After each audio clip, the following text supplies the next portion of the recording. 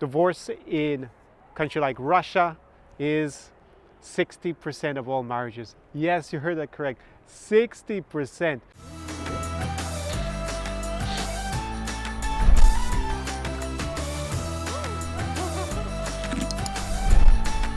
SAR Experience. Привет is Odessa Mama. So welcome to Odessa, Ukraine, on a glorious late summer's evening. It's actually autumn. We have an Indian summer here in Odessa in Ukraine. It's been fantastic, over 20 degrees Celsius. And yes, you did read the title correctly.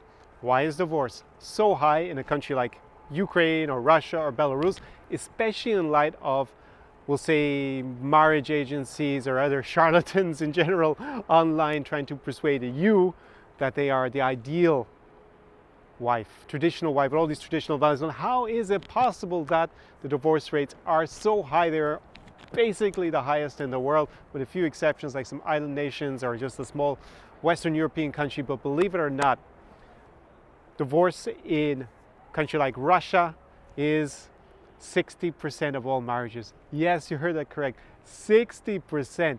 So this video is basically going to be kind of like a two-part series, because I'm going to address more of these little issues to do with what's known as red pill or MGTOW philosophy and how they frame, say, dating in the West versus dating in the East of Europe.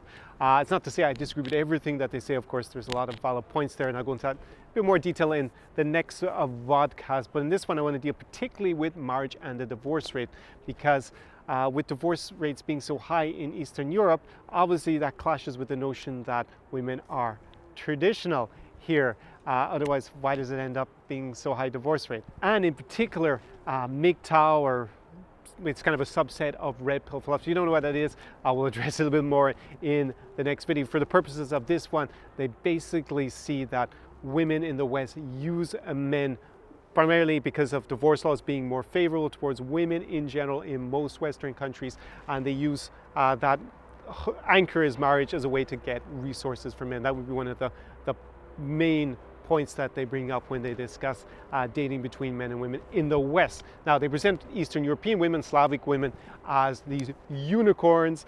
Some would say that there are just a few unicorns. If you're going to find them, you're going to find them here. And they promote the idea that they have traditional values, in contrast to, say, feminism in the West, which is a lot more ingrained. I have other podcasts about why you don't see extreme feminism here or radical feminism here in Eastern Europe. I'll link it up above in the card down below in description, a link so you can go and watch that after this one. So that's the way they frame it. So how is it possible that, say, the divorce rate is hovering somewhere between 40 and 50% in most big Western countries? Like, we take the US, we take the United Kingdom, if we take Germany, we take France, but here it is a whopping 60% in, well, I looked it up in Russia, it's actually over 60%. Here in Ukraine, the stats itself basically had it between 55 and 60% as well. Same for Belarus, also in the high 50s. So what is going on? Are these women still really the traditional ideal wife as they're promoted by a lot of other online, we'll say, dating advisors? Wouldn't really call them dating gurus, but a lot of those who commentate, particularly from the more red pill MGTOW angle. So what are the reasons that lead to a high divorce rate here in Eastern Europe? Now, the first one is, in general, people tend to get married younger. So that isn't necessarily to do with, that is actually, I guess, a traditional value of the fact that women, they don't defer getting married as long as they do in the West, because they don't focus on their career traditionally in the last, we'll say, since the end of communism. Obviously things changed, because in the Soviet Union, all women in effect had to work. So now they got basically the option not to work if they don't want to, or if they find a guy maybe to subsidize their lifestyle and give them those, what I've started to call princess values, or fake traditional values, where they talk about the man providing, but really not doing those traditional female roles. What would have been supposed to make me more things in the house. I have other podcasts about that. Of course, I'll link them up above and below, where I go into more detail. Now, they do, of course, tend to prioritize looking after the child in the first few years more than I would say in general in the West. But since they tend to get married younger, that means they're actually with someone for a lot more years in general. I guess if you start younger, you're going to be probably married a bit longer, if ceteris paribus, of course. And if you get married younger, you don't really know what you want or who's going to be a good fit for you, and there is more room or more time for that person to change your partner and then actually not be such a good match. That is something that is probably a big contributing factor, is that they get married traditionally younger here, which is, as I said, traditionally what would have happened in the West. Maybe it would have been a good few years ago. It would have been maybe I guess 50 or 60 years ago, we would have had maybe women getting married between 18 and 21 in general, as opposed to today where obviously the marriage age is probably even over 30.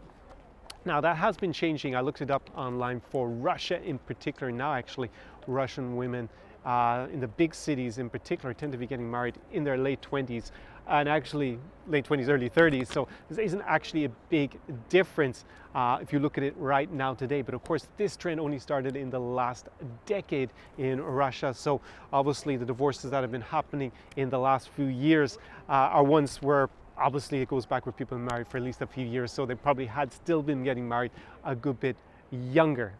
Now, the second reason that I can see that divorce rates are going to be higher in Russia than the West is actually it's a lot easier to get a divorce in a country like Russia. I'm talking about Eastern Europe in general, also in Ukraine. I know it's just it's more of a formality almost. It isn't as complicated as it is in a lot of Western countries. Now, I used to work as a lawyer, so I understand that obviously the law differs in every single country, and not everything is extreme. Maybe in terms of division of property and alimony is in some American states.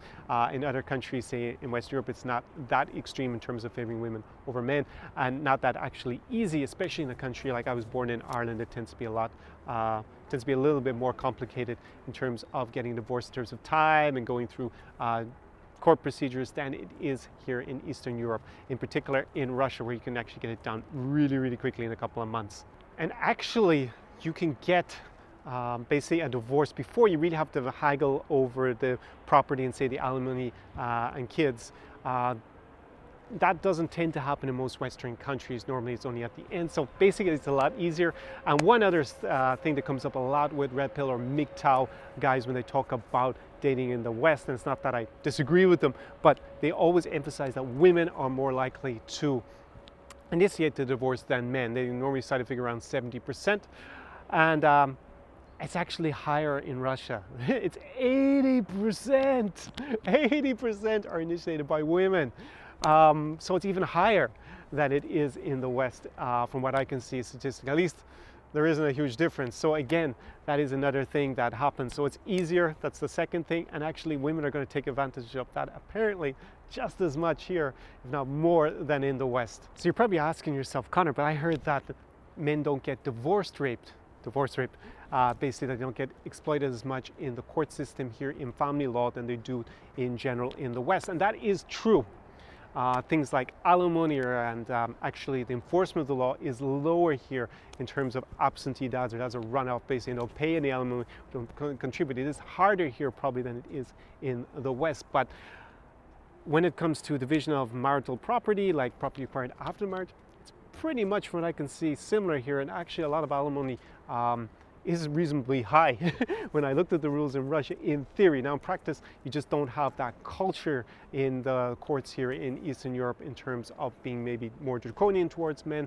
So that should lower the incentive of women to initiate the divorce, you would think, because they have less to gain from it maybe financially. But as I said, 80% in Russia, divorces initiated by women. Actually, what you'll see as well is I've seen a few cases of Russian women or Eastern European women who were married to local guys who were oligarchs, and they actually had a nexus, like a link with the United Kingdom in terms of maybe property, or they were resident there, and they initiated their divorces, not here in Eastern Europe, but actually in England. So another thing that will come up a lot with MGTOW is that they'll talk about a Red Pill, or just a lot of guys who comment under my videos is like, the problem is that when you move, like you bring your spouse from Eastern Europe to the West, and basically she will become like the women in the West, feminized and whatnot, and basically she will figure out how to acquire those assets through the divorce courts, to family law courts.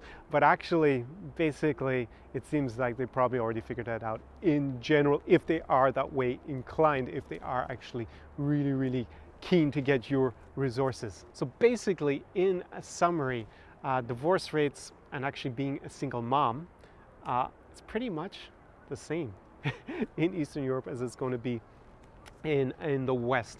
if not even maybe a little bit higher. So that's probably going to surprise you.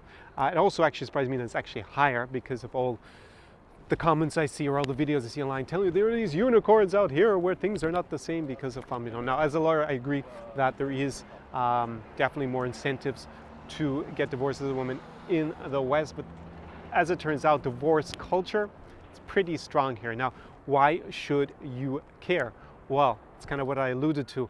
If you do marry, if you come here in the first place thinking, hey, there are all these unicorns and they don't have feminism as much, and yeah, they're all traditional valued, as is probably sold to you if you're looking at the website of a disingenuous marriage agency, shall we say. Of course, I did some videos with the couple that I think are actually genuine. So if you are that way inclined, then definitely go and check the links below in the description, also up in the card to the videos I did with those particular matchmaking services. But basically, if you come with that mentality, you're probably going to get fleeced even before the marriage, right? Because that's what happens a lot in Eastern Europe with the traditional values. Is basically men lead, they tend to pay for things, but if you come with that, this is traditional, I'm the provider, then unfortunately, a lot of the women who want to exploit those kind of guys, whether it happen to be local or foreign, they're going to target you. Now, I'm not saying, as a caveat, that actually most women are like that in Eastern Europe, in spite of the divorce rate being so high. It's not my experience, but they don't tend to go, in general, seeking foreign men because they can find men here. There actually really are more traditional, so they're going to go with a local guy in general. So especially if you don't speak Russian or Ukrainian and you come here, you don't have experience, then you have to be very careful because those kind of women will exploit that mindset that they see that you are looking for that kind of more traditional valued woman. So I guess a good way to sum up this video is you should really question whether you want to get married in the West or the East of Europe if divorce rates are going to be that high. You should, at least if you are going to take the plunge and actually go and have a marriage, take the appropriate legal measures to protect yourself if you are worried about, say, your property or being basically exploited. Yeah, like what happens a lot in the West at the moment in the family law courts, where basically you'll end up just being a provider without maybe getting so much access to whatever children you might have with the women that you meet here. So you definitely need to take those prudent steps. So you really need to ask yourself, why do you want to get married? Whether it's in the West or in the East, take appropriate legal protection measures before you get married anywhere, because the idea that women here are traditional in the sense that they're looking for a man to be married forever. There are a lot of those women, but the reality is that divorce rates, they're just as high at the end of the day for the reasons I outlined, and things like single moms, all this. If that's what you're looking for, of course, there's nothing wrong with marrying someone who is a single mom in Ukraine. Don't come here thinking that it's the land that time forgot and that things are like in, I don't know, in your grandma's time. I actually read a great quote recently where a guy quipped that when you meet a Slavic woman, you should look at her grandma, her babushka, and look at her to see what she will look like in the future, but not how she will behave. Because if you think that, like I like to joke that Italian guys, is probably almost like cliched in my videos, that Italian guys tend to cook better than younger Ukrainian women today. Don't think that's going to be the mindset. I don't want to see you, get absolutely fleeced. First of all, when you arrive here, and then afterwards, if you have, you're a bit naive in who you marry. Because if you end up with a gold digger, you end up with a gold digger. So that is a way for me to segue into my recent course that I finished up, I guess about 2 months ago, called Slavic Seduction Secrets, where we actually went into how to attract high quality, sincere, beautiful women here in Eastern Europe. I did have my first bootcamp, which was Scam Buster Secrets, where actually we figured out how to, I taught the guys who participated how to vet and absolutely 100% filter out those scammers, the girls who are actually just really after your money, whether they're actually going to rob you basically, or if they're going to go for the longer, they're in for the longer run with a bit more gold digging mentality. So basically, if you want to be invited or get the opportunity to enroll in those courses next time I open them up for guys who didn't get in last time, then you need to be on my mailing list. Same protocol, said in a lot of videos recently. There is a link below. You go down there, you type in your email address, and then I whisk off to you a free checklist, which are the 5 biggest mistakes made by Western men when they come here to date beautiful Ukrainian women. That's completely for free. Also, to be on the mailing list is also for free. So you'll receive a notification in the future when I I open those courses up from Roman and other broadcast emails that I send in the meantime. You can probably tell the light has started to fade on the camera, so it's a good time for me to end this video. Going to be just watched off camera another beautiful sunset on the shores of the Black Sea in Ukraine. See you very soon in the next video. Going to go into more detail about how I think MGTOW or red pill philosophy gets it quite wrong in certain areas with respect to dating in Eastern Europe. That's going to be the next Vodka podcast with me, Conor Klein. Do pobачення, до свидання. До встречи in the next video. SAR Experience.